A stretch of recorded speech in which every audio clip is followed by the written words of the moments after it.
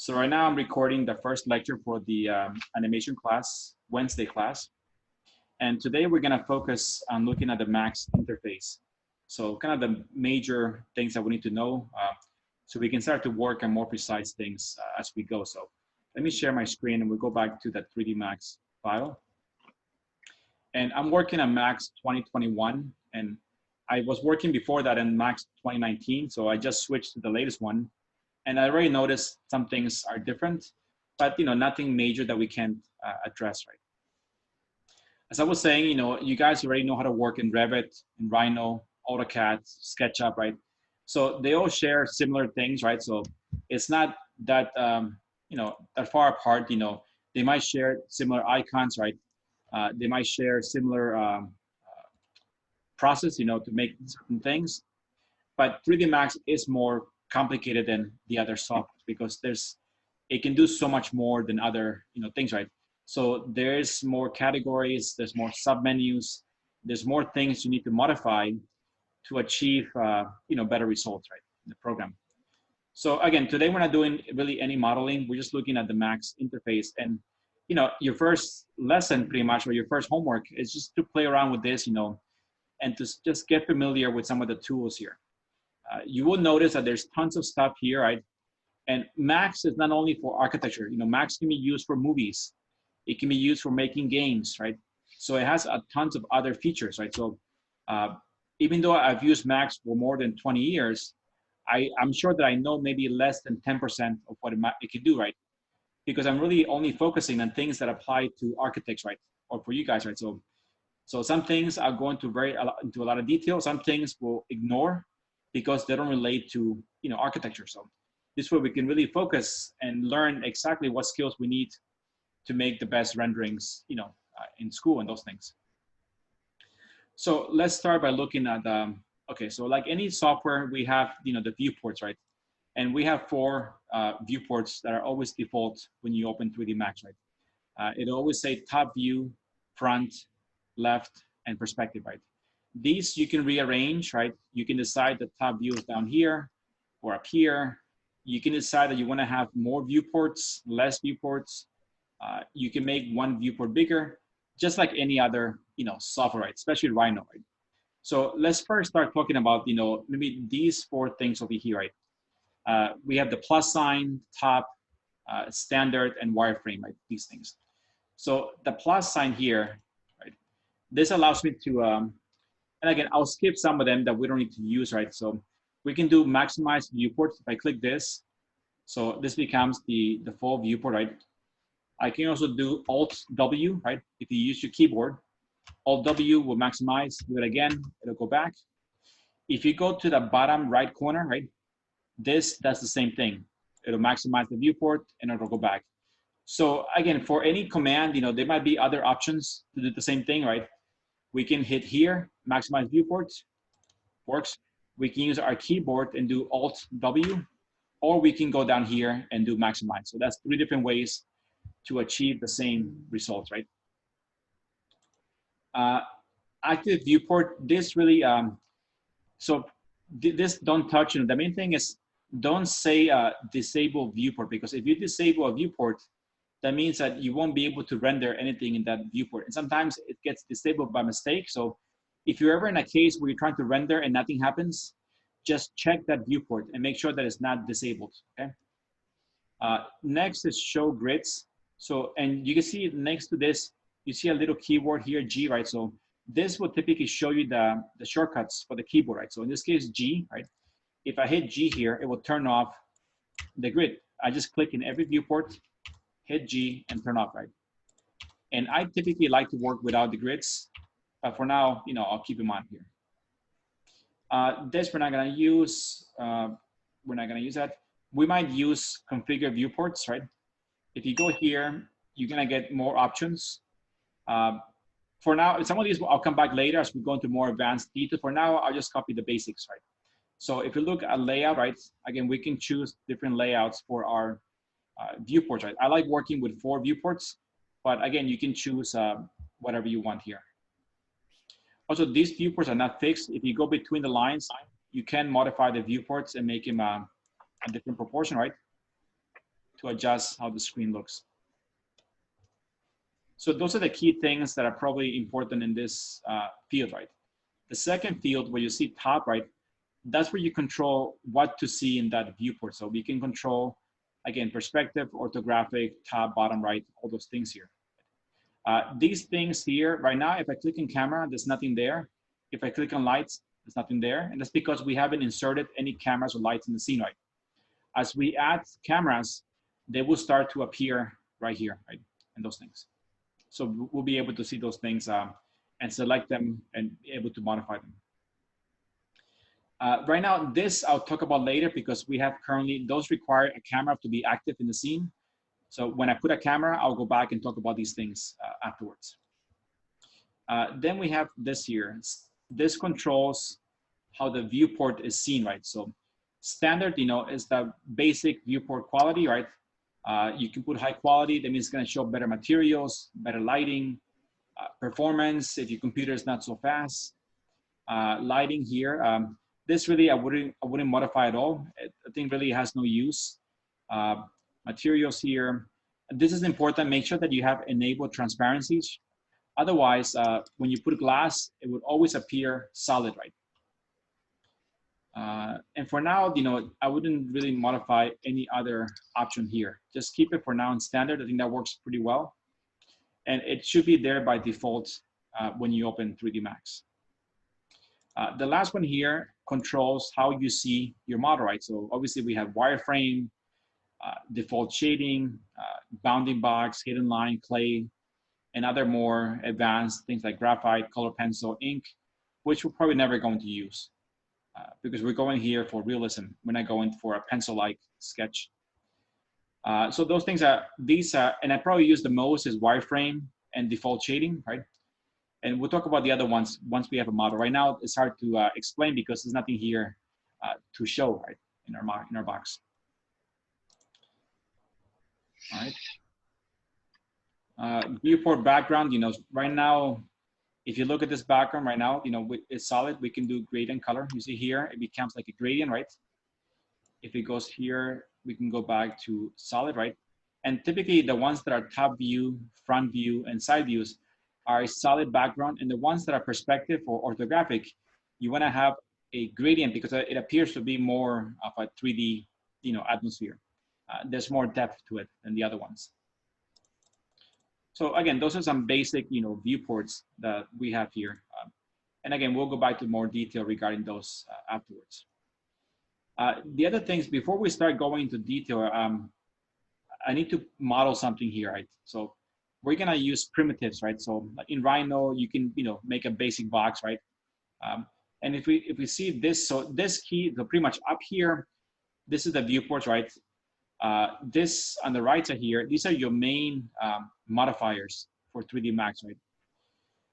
On the left side here, this is where you have, let's say your layers, right? We'll go over in more detail later, but let's say this is where you can select individually your lights, your models, every single element, and you can assign layers to your, you know, to your entire model. Down here, this area here deals with animation. So we'll see if we have time to go to this part over here, but this is the area where you can set up slides, set up frames, and you can create a video of your, you know, model. But those, you know, because Max is so good, you know, it will take a long time to render. I will see if we can get to it in class there. So this part controls animations, this part controls layers. This right side is your main modifiers. And up here is we have, you know, again, more shortcuts, you know, that we can use. You know, we have here move, rotate, scale. We have here our snaps. We can choose different snap options. We have here render setup. We have here our render production, which is what you hit to create your final rendering. We have materials. We have here layers, right? So they're being shown, which is pretty much the same thing that we're seeing over here, right? So there's no need to put it over there. You know, selection modes, you know, you can select with a square, you can select with a more abstract shape, and you can select different ways to select your screen, right? So again, there's a lot of things here, and if you see here, there's categories here, there's other ones here. All these things, you know, each one that has a certain effect in the scene, right? And we'll go over in each one, eventually in more detail, right? So let's start by just making, so I'm going to take this view, which is my perspective view. I'm going to maximize it. So I'll do Alt W to make it bigger, right? And this is pretty similar to Rhino. You can see a grid view down here, right? And if you look on this side, let's start by looking at the first box here. In this case, it looks like a circle, right? So when it's blue, it's being selected. And this gives us our first tab over here. And we have, again, multiple tabs, right? Our first tab will control only the primitives, right? That means boxes, spheres, cones, planes. So if I click on the box, right? First of all, I see here we have length, width, height, segments. But before you build something, what's the first thing that you should always do in any program? Units. Yes, you have to make sure that units are set correct. And just before you do it, just verify that you have the correct units.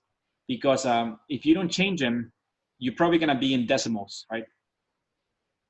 So let's go here to customize in the middle of the screen and go down to unit setup.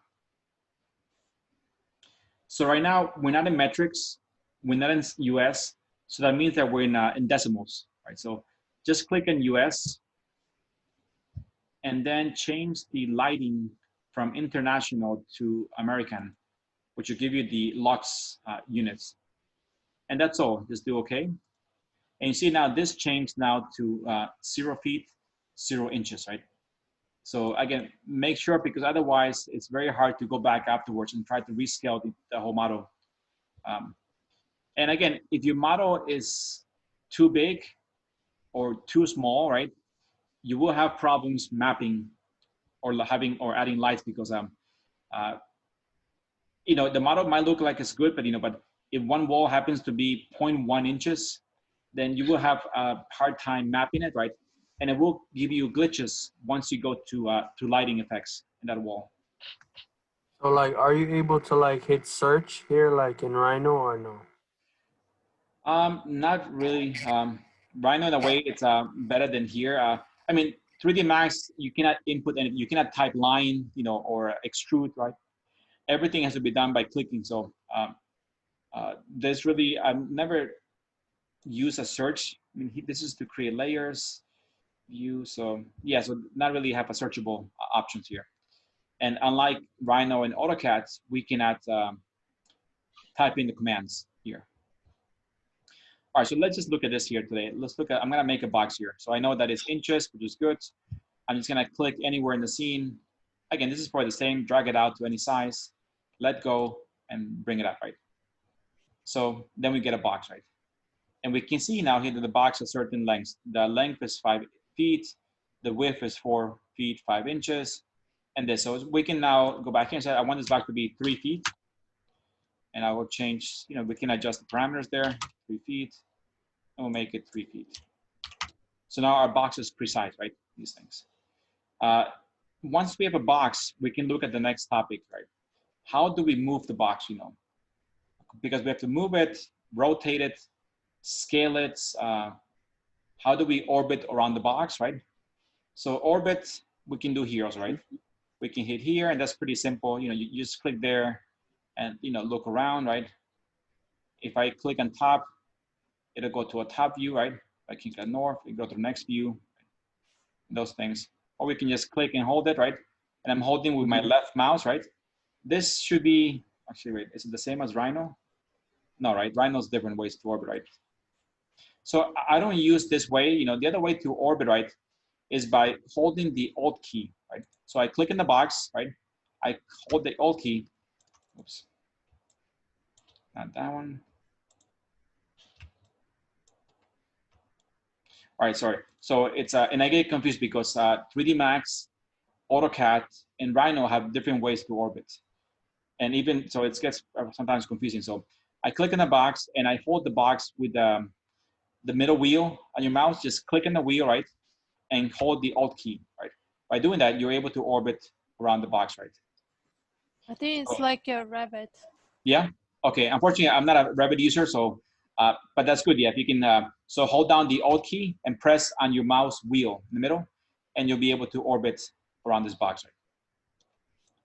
If you orbit like this, then you're orbiting around the entire scene. But for example, if you have a much bigger model, if you select the object and then you orbit, then you're going to orbit around that individual model, right? So it gives you more precise controls regarding the movement, right?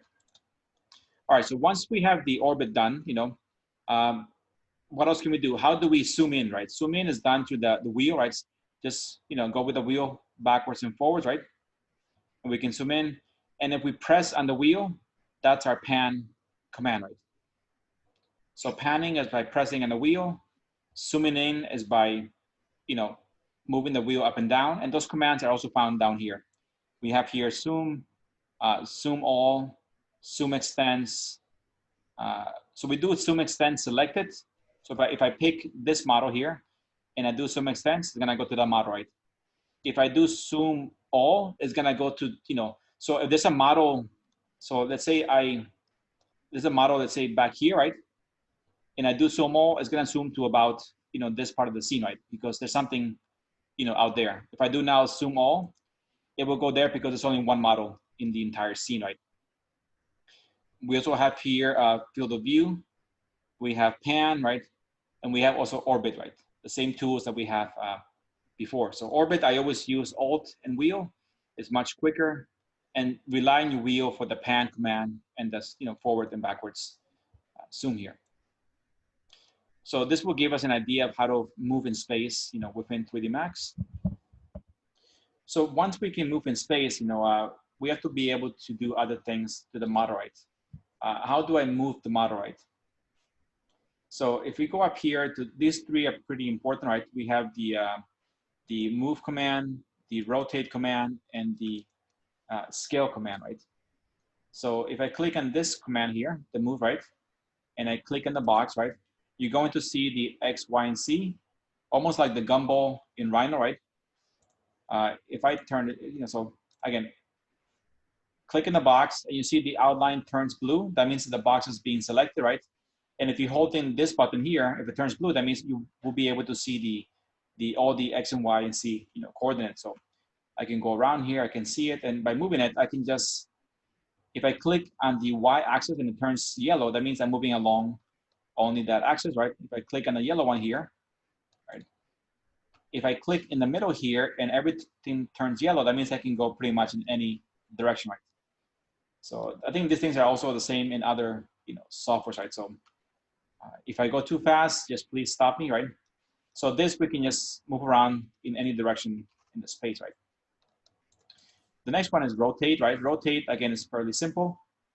Click it, click in the box, and then we see different orbits, right? So these orbits, we can go on the X axis, we can rotate here, and it gives us there a preview here. You see that we're going not very precise because we're working in decimals, right? It's, in this case, that was 64.39. We can see here the rotation, right? Which is pretty much, if I want to move this back, it'll be very hard to go back to the same spot. So when I rotate, I always, I'm gonna go back here. I always define a certain movement, right? So rotate only at 5-degree increments, right? For example. So for example, if I click here, this one here, which is called the angle snap toggle, right? If I click here and I click on the box and I rotate, now it's rotating at 5-degree increments, right? So it's much more precise, right, to rotate this box, right, than before, right? I can go in any direction here. Again, this is not very precise, but we can click on the axis, it will turn yellow. Once it's yellow, you are limited to that axis, and we can start to rotate this box in any direction. Then we have, and this I typically always keep on because, I don't use much rotation, but when I do use it, I prefer if I can control the increments, right? So I will keep this always on. The next one is scale, right? So scale, again, we select the object and we can choose how to scale. We can do only the Z-axis, X-axis, Y, or pick the middle. The middle will give us a uniform scale, right? That means the same scale all around. If I pick the Y, it's gonna squeeze and stretch this box along that axis, right? or here, so we can stretch these things differently.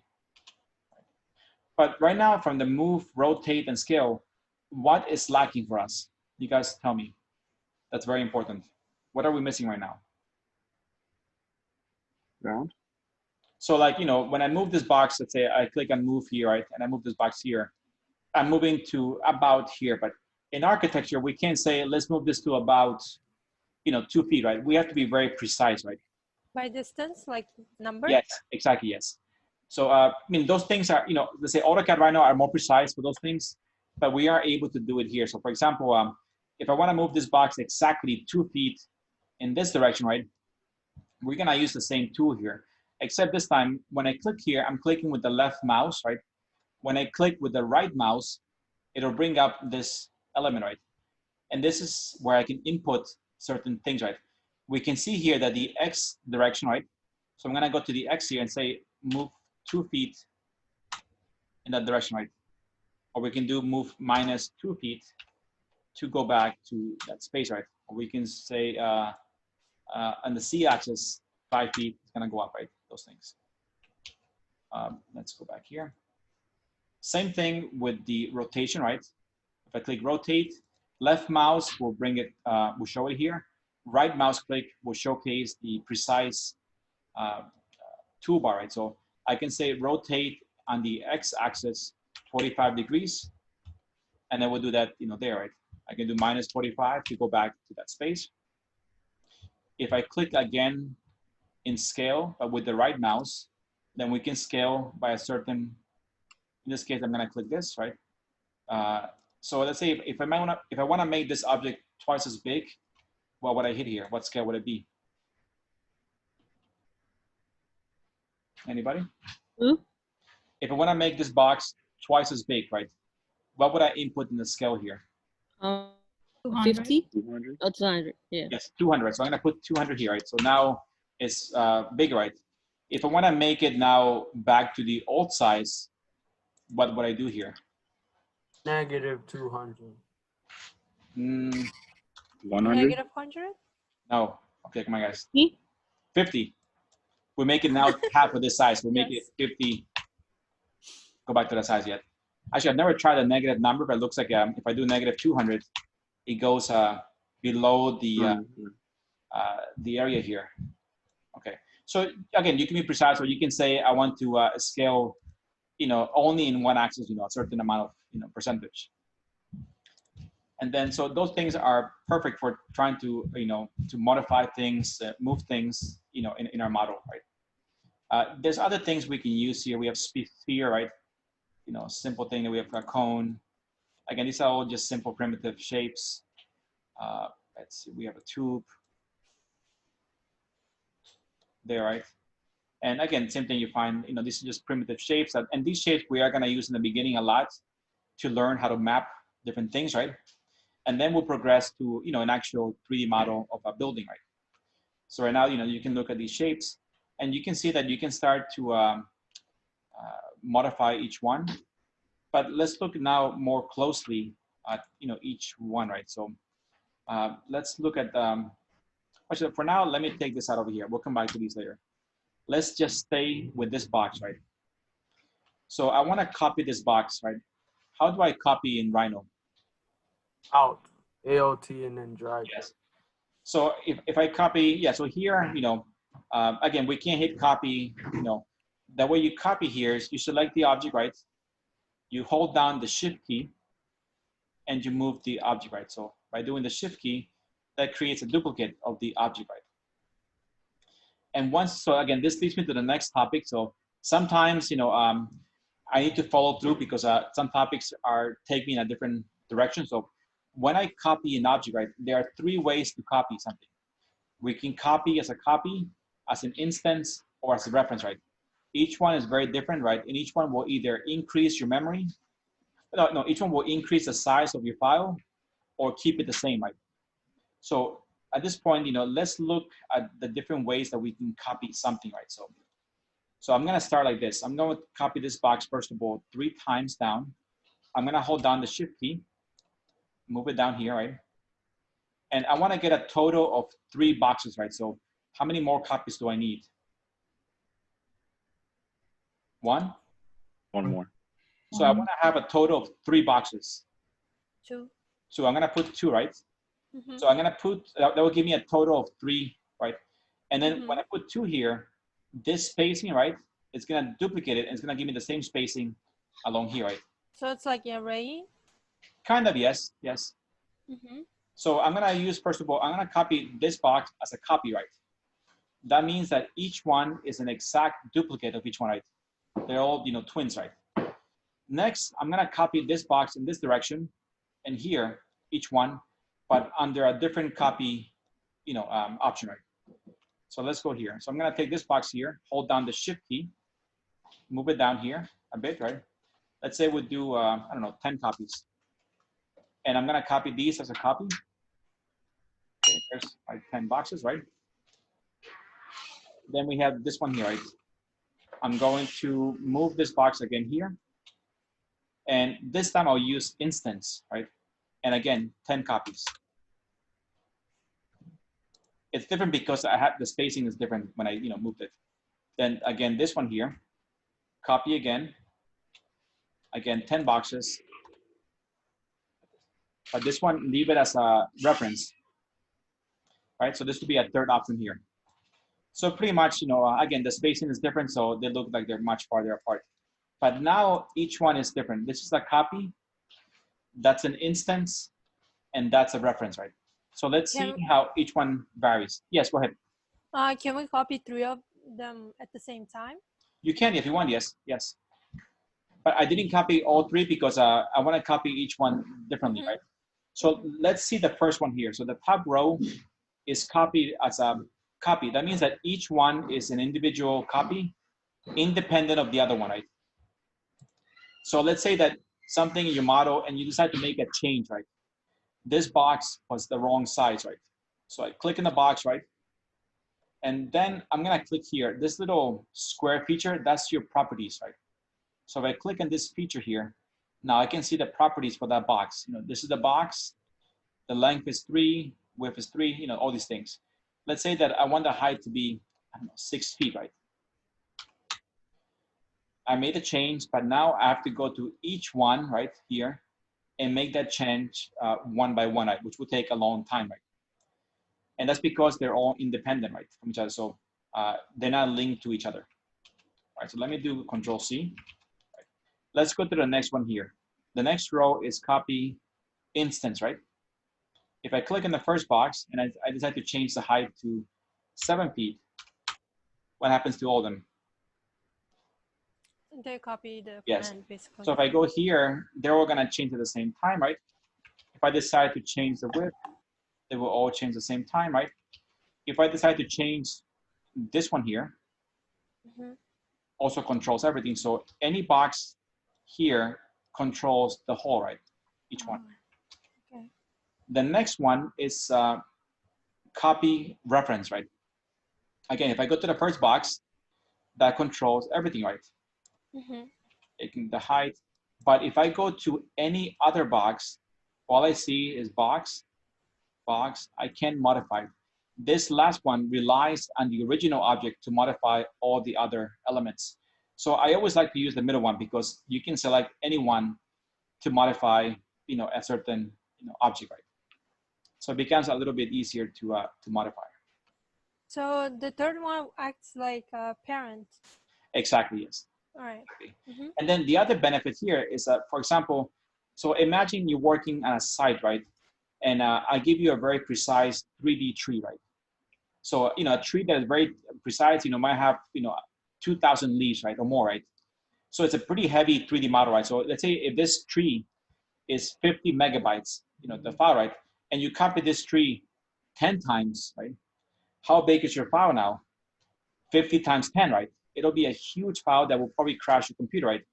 If I copy this tree under instance or reference, right? If you copy it 200 times, it's still 50 megabytes. The tree size didn't change. It's just making a copy that is referenced to the original one. So it's not going to eat up. So at one point in class, eventually we'll be adding chairs, trees, and if it's the same chair, you don't want to copy as a copy, right? you would do copy instance of reference because ideally you want to try to limit the size of your file. Once it gets too big, it starts to cause problems, right? And Max, although it's very good, it will crash at one point. It always crashes. So we'll cover later. Right now, this is not important, but once we do a file, we want to save very often, right? And every time we save, we change the name, right? So we have a backup, right? Is there autosave? Yes, Max does have autosave, yes. Mm-hmm. So I'll cover that afterwards, right? Once we get into a real project, right? But Max does save every 10 minutes, every time making 3 files, right? Mm-hmm. So, I mean, in case those files, later I'll show you where they are, right? In case we use, but right now this won't crash, it's mostly once we deal with a real project, and we're starting to apply much more, things in the file. Mm-hmm. All right, so for now, I'm going to just, erase this box. I'm gonna select it, I'm selecting with the left mouse and just hit delete, right? And you guys can, actually we can go to a different thing here. Let's leave it here. You see on this side here, right? This tells me every object in my scene, right? So right now we have box 1, there it is, right? Box 2, box 3, and we can go to every single element, right? Right now, every box is the same color, right? Because we copy from, each box, right? If I make a new box here, it's blue, and the box is red. So Max will try to vary the colors with each box, right? As you make it, right? You can change this, if I pick in the box here, and I go next to the name, you see a color, right? I can go here and I can assign a unique color. I can say, no, I want this box to be red, right? And I want this box to be, green, right? So you can assign the colors, but Max will always create every new object as a new color, right? And this color really has no significance for rendering, right? Because it has no material, right? Mm-hmm. It's just there, if you hit render, they're still gonna be all gray, right? Because we haven't really applied color to it. It's just something only for the viewport. Professor, is there layers and grouping? Yes, so actually, yeah, let's look at that right now. So right now, this shows pretty much just every object in the scene, right? And it's down here, it's set to default. So I'm gonna change this setting here and go to default here. There's a little arrow here, and we're gonna change to the one called layers, right? It's called Layer Explorer. So click that. And we see that we have only one layer, right? Called 0, right? And if I click on this arrow here, we see that these boxes are all under, this layer, right? If I go here and I do right click it, right? I can go to create layer, right? And let's say, where it is, here, this layer. I can double click it. Come on. All right, let's do rename. And we call this, I don't know, just give it a name. Let's make it a wall, right? There's the layer. So right now, if I click on this layer, right? Right now, this layer is current, right? So if I go and make now something else, let's say I make a sphere, right? Make a couple spheres here. All right, I do escape, right? So now those spheres are being created, underneath this layer, right? Walls, and there's all here, right? I can make a different layer also. Let's say make a new layer, create layer, rename the layer. Let's call this just for now floor, give it a name. So click on this one here. Once you click it, then start making some shapes, right? Let's go to, let's make a teapot. So Max always has teapots that are always in the software. Since the first version of Max, teapot is always there as a default primitive. So this teapot is now in the floor layer, right? So now we have 3 layers, right? We can move things around, right? So let's say that we have a sphere here that is in the walls layer, but you want to move it to the floor layer. Just click it, drag it, and you should be able to drop it to floor, right? There. Did it drop it?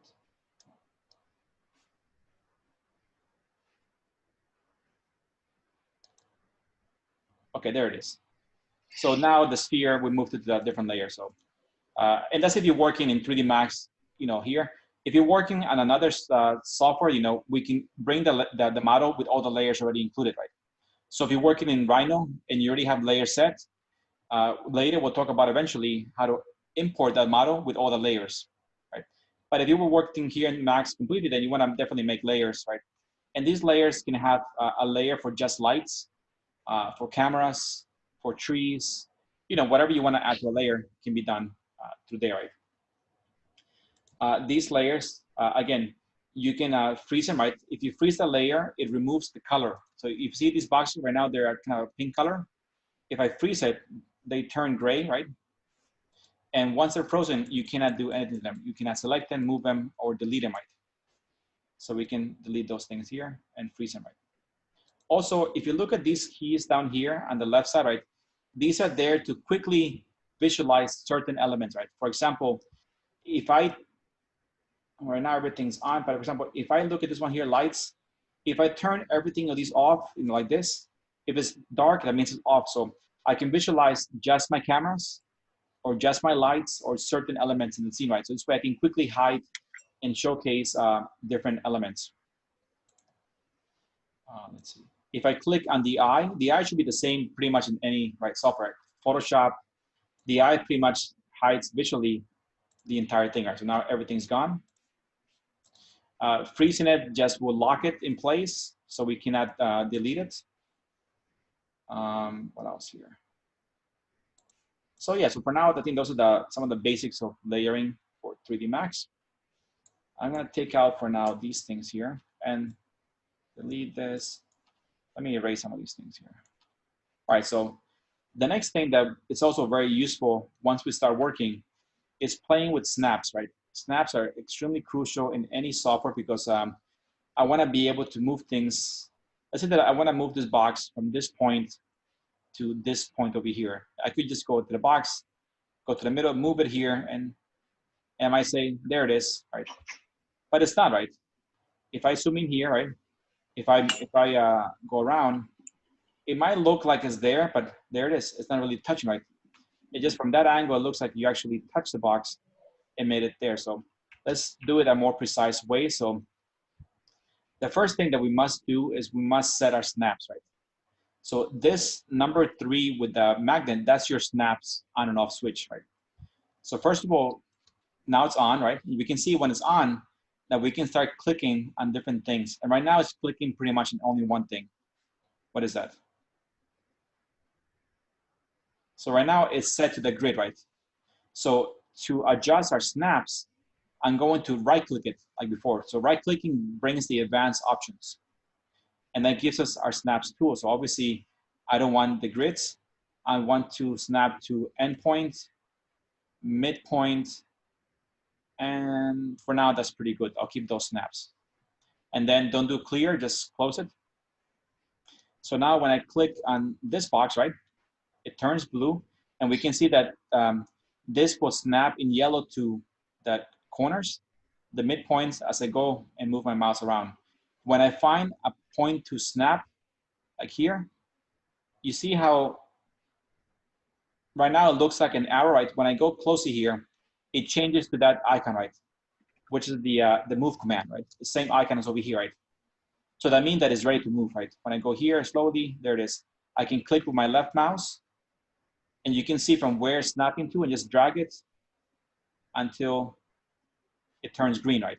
Green means it found something to snap to. So I can let go, and now I can look around, and it's completely, it's snapped to that point, right? You see here, when I move at one point, it gets distorted, right? I typically, when I go to orbit, I always want to be not in perspective.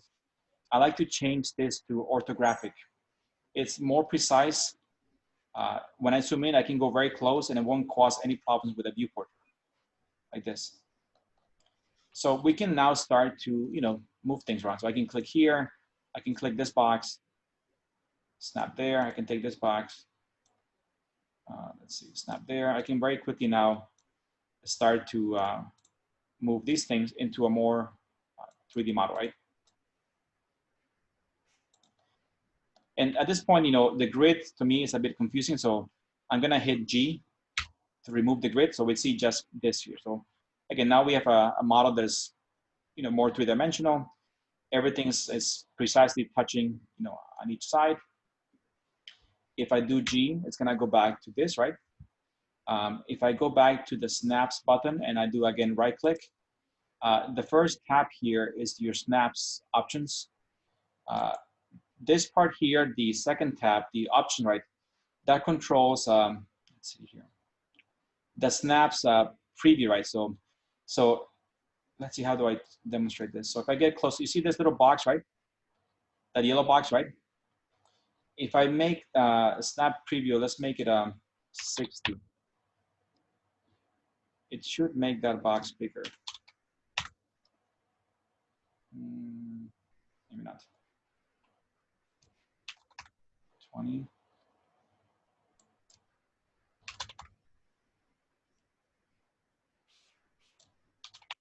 I was not having a difference this time, but this display size, let's try that. 60, there we go, wrong one. So again, this is probably too big, but we can adjust the display size of these snaps. We can also say don't display, but again, why wouldn't you want to have this displayed? What else can we do? If you want, you can say snap to frozen objects, depending what you're working on. So this pretty much controls more precisely the snap settings, right? The next one controls the home grid, which is this over here, right?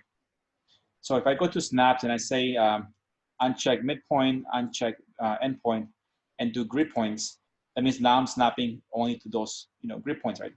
So if I go to home grid here, I can assign the size of those grids in my scene, right?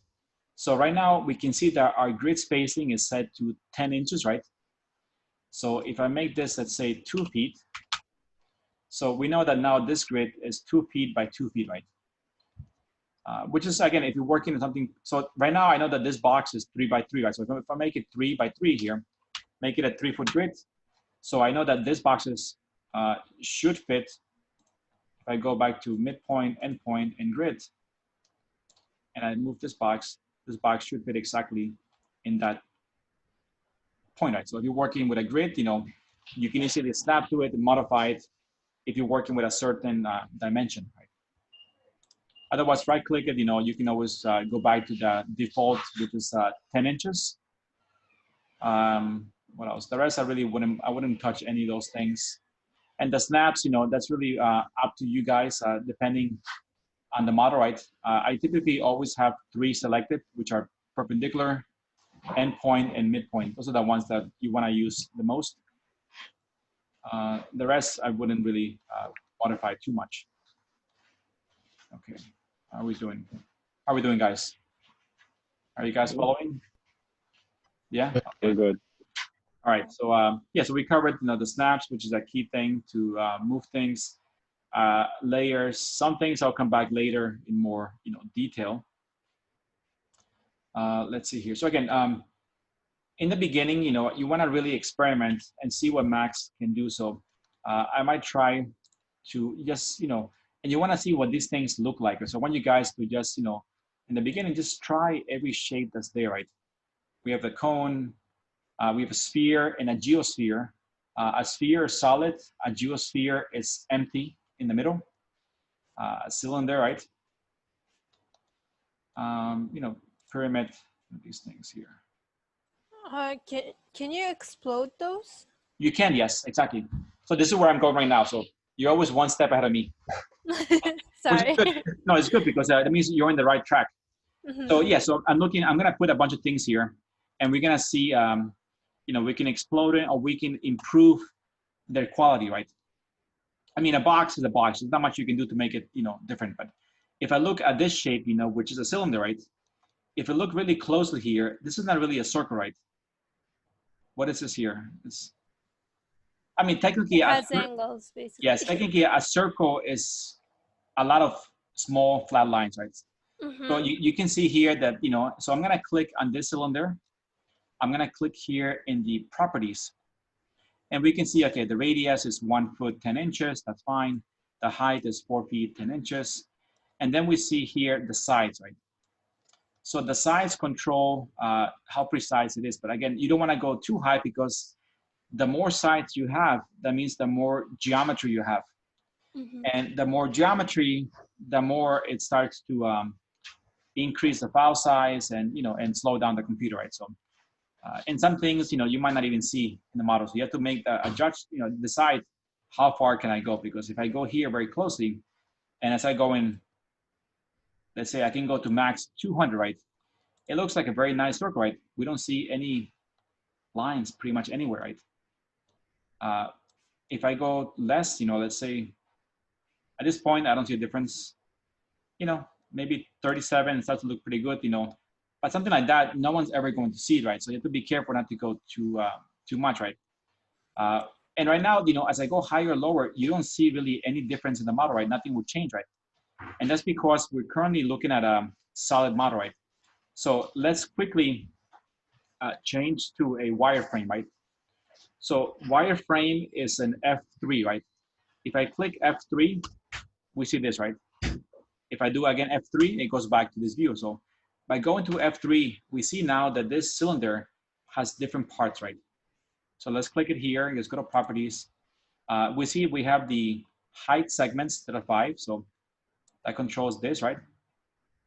At this point, 1 is more than enough. I don't need any more segments. We have the sides here. So if I go back to 200, right? This is what the model looks like, right? Which again, this is adding so many more faces, right? Which will add, for other problems. So again, let's make it 30, right? That's to be pretty good for me. Height segments, I don't need 5 because they really make no difference here. So I'm gonna make it as 1. What I'm trying to do is I'm trying to limit the geometry of this model as much as possible so that we're not making too much more. In this case, if I go back to, let's say, a teapot here, let's look at the teapot, right? Let's look at the properties, segments. Right now it has 8, right? If I go to 7, 3, 2, 1, this becomes this. Right? If I go higher, obviously as I go higher, they get much smoother. But something this small, you're never gonna see the difference. So again, something that, again, there's no perfect number. I can't say, use 20. Whatever you think looks good, right? Right. So if you render and you think it looks boxy, go back, give it 2 more segments, render again, and see what it looks like, right? So it will be shown in the renderings? It won't show the render, but for example, here, if I take this cylinder, right, and I make it, let's say 11 segments, right? When you render this, you're gonna see it won't be a cylinder. It looks more like Oh, it will show the sides? exactly, yes. So you have to be Okay. careful that you put enough sides so it looks cylindrical. But Mhm. again, it could also be used for something else. If I go back to having just 3 sides, it becomes what? Triangle. Yes, I don't know.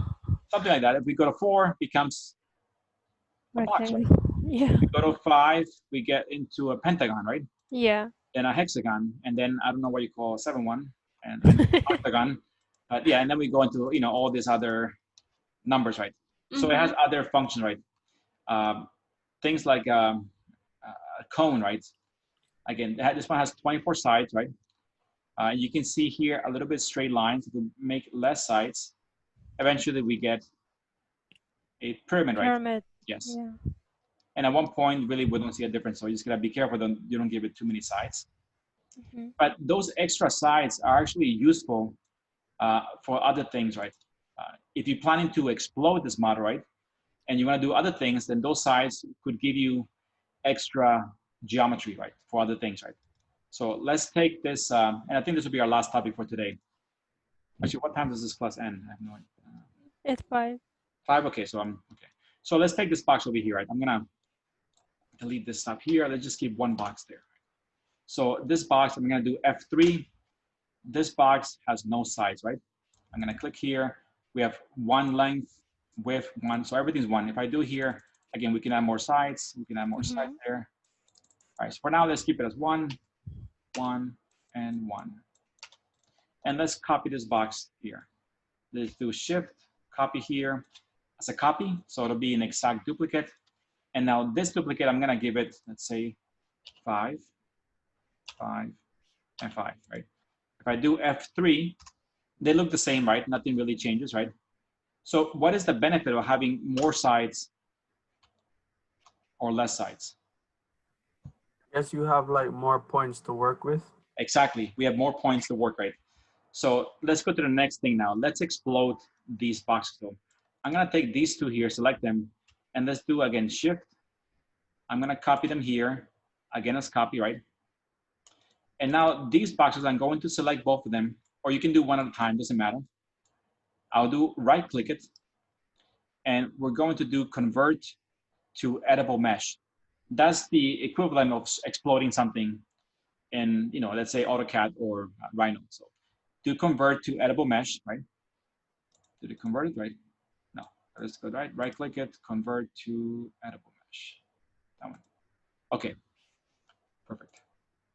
So you see, when I click this box here, right, I can see here length, width, and height, right? So this box is linked to those parameters, right? Same thing with this one here. Once we did explode to those things, when I click here, I don't see length, width, or height. I see only vertex, edge, face, polygon, and element, right? So for example, what that means is if I click on the vertex, you see that now we have points here, right? So I can click on this point here, and I can drag it, right? You see, so I can start to modify this thing more, right? I can click on this edge. Let's say I click on this edge here, which is this line over here, and I can drag it here, right? Face, typically every face has two triangles, right? So I could just stretch one face, right? The polygon is the entire face. So we can, select this here, and I can say, let's move this up to make a shape, right?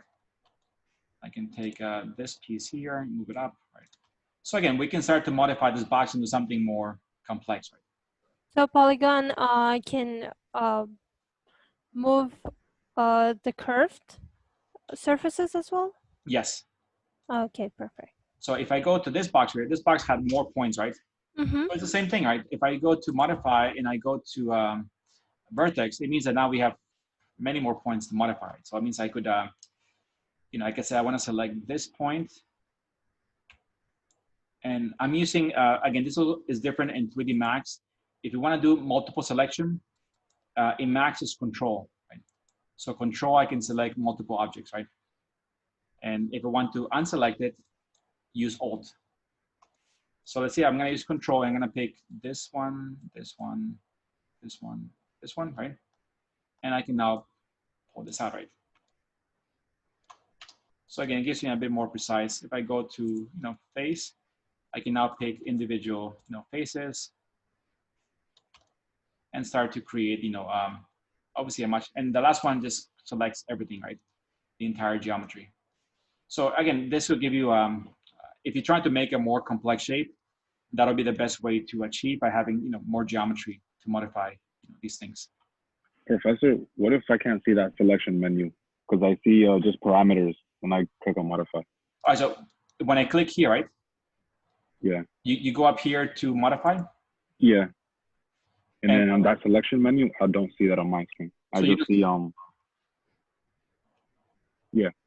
Can you, okay, this is the good thing about online courses. Can you share your screen? I'm actually working on two computers right now. I'm on my Mac for Zoom, and on my Windows, I have the 3ds Max open. So I can't share it right now. Okay. I'm not sure. Yeah. I mean, as long as, okay, if I click on this model, I click up here to modify, right? This little box. Yeah, that's what I clicked too, yeah. Yes, then you will either see this here, or if I click at this one here, you're gonna see the length, width, and height down, right? Depending on, so this one I should be able to, if you don't see it here, try to click an editable mesh here and click on this arrow. That'll give you the same elements, but coming down here. No? No. It just says box in that thing. Unless I deleted the main box that I created before. And maybe try to make a new box, right? That is a, because if you're working maybe from a copy instance, it might give you other problems. Oh, okay. So try that. These were just independent boxes that I made aside from the other ones from before. Okay. All right, so again, so going with the idea of an exploded model, right? So right now, if I click here, everything is still one element, right? So nothing is really broken up into individual pieces, right? So, we can still go one step further into exploding. And why would I want to explode this model? Give me one benefit for that. Create openings. I don't know. Okay, but imagine something else. Transparency. Okay, And give different material, maybe. exactly, yes. Apply different materials because you might want to have a wall that is brick on one side and on the inside is, something else, right? And again, what you can do here, if I click on this, it's just one box, right? But let's say that I pick this one here, polygon, right? And I pick this polygon, right? Or let's actually do this one here. Right? So I want this polygon to be a different material, right? Independent from everything else. So when it's selected here, just move down here and you see, again, there's tons of options here, right? We're just gonna focus on the things that we need. You see this thing just goes down and, So we're gonna select our face and we're going to hit detach. Detach, and we can give it a name. We can call this, I don't know, break wall. Right? Go click on the plus sign to exit out, right? And now we see that if I can click on this model, right? And if I move this model, it's no longer, there, right? I can click on this and bring it back, right? So now technically we could apply different material. I can click this one here. I can change the color also, right? I can make this glass, I can make this brick, and we can start to separate these things. If you made a mistake, if you want to go back to it, then again, we can select this box, right? Go back to properties, right? And there'll be an attach, right? So I can do attach and select this one. And now it goes back to being part of the model, right? So again, becomes all one surface. Again, I won't go too much into detail with the 3D modeling because, that'll be a whole different class. But the idea is to know the basics. So once you get your model here, you can start to play with some things, and start to, do more detailed things, Once you get your model from Rhino here or other things that I give you, we can do some basic manipulation of some of these 3D elements. I mean, there's still more things here. We'll go into more detail regarding those, right? I don't want to go too far ahead in the class. So, I mean, this first class, and for this class, assignments for this, I think for the first few weeks, I just expect you guys to practice, right? To practice a lot, to try to get familiar with 3D Max. Once we start, because we still have to learn, so we have to do basic modeling, cameras, lighting. Once we learn to render, then you can start to document, right? That means you can document your individual renderings, right? So when that time comes, which could be in 2 weeks, depending how fast we get along, we'll make weekly folders. And each of you guys will upload weekly renderings, right? And that's the way that I can track your progress during the class. So for now, your only homework is just to practice, right? To open up 3D Max, to try all these things I tried today in class, play here with the, with the primitives, right? If you go down here to the second tab, you get a bit more advanced objects, right? You have the Hedra, shape, you can do a spindle, shape, you can do a capsule. So again, and they're all the same, you can play with the radius, you can play with the height, you can play with the sides, more or less sides. So again, just get familiar with those commands. Play with the copy, right? So do the copy, do the instance, and do the, what's the other one? Let's see. We have copy, instance, and reference. Try those things. Are we supposed to upload it? No, not right now. It's just you guys right now are just doing this, right? For ourselves, right? Yes. Ideally, next class, we'll take it one level more, but I want you guys to, I mean, typically I'll be able to see it because I can walk around the class, and see what you guys are doing. Right now it's a bit of a different, story, but I want you guys to try everything we did in class today. That means the snaps, the move, rotate, scale, copy in different ways, playing with the geometry, exploding it, playing with the snaps, right? So and then next time, I want to focus on starting to do things that subtraction, right? Extrude, subtract, Boolean difference, right? And we can start to set up a very basic scene so we can start to document our progress, right? The first class is just get familiar, make some layers like we discussed today in the video, and that's pretty much it. we'll have more advanced things to do. You know, for now it's a pretty simple class to start. Where do we find your YouTube channel? Let's see. I'll give you guys.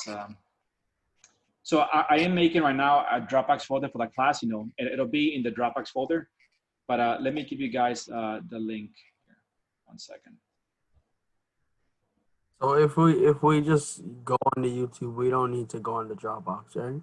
No, no. I think Dropbox will be only to collect the weekly renderings, right? YouTube will be only for the videos.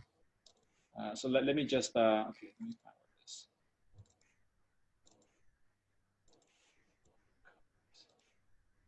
So right now there's no video there because I just removed everything from last semester. But pretty soon I'll start uploading videos to the class. Let's see here. I'm gonna stop sharing for a second. So I'm gonna put on your chat here. This is the link to the YouTube channel. So just you know, join the link. You know, I now have 52 subscribers to my channel. And right now there's no video there, but I will upload today's video, you know, today or tomorrow, right? And then you can start to review it, you know, and those things. So I think that's pretty much everything I'm gonna cover today in class. You know, look for an email for Dropbox, right, to for the class.